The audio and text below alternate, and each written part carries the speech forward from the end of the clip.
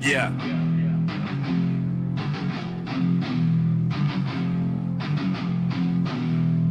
Weirdly, I can't talk, I stutter, plus soft spoken.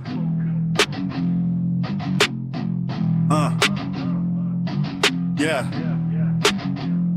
Strange thing is these written's weird words can let me be free. I stutter and I mumble cause I'm afraid of being seen. I grew up soft-spoken, unhinged and never free. But then out come these rhymes when my mind is set free. Trapped in my mind are words that never have said, things I should have spoken but regretted instead. Out come these rhymes just describing my time. Nothing is on the surface to use to control and to hide. Down with sedatives and up with these happy meds. No longer broken and chained, no longer feeling half dead. Scars show your past, your struggle and your time, but not all are physical, some are simply hidden by time. Let things go, don't let time pass by, unleash your inner thoughts. How bad could it really be? I used to hate all these words unspoken and once said. Small chat and side quests are all that they found. Alone with my thoughts trapped in my mind, set free. I should be fuck everyone who doesn't agree.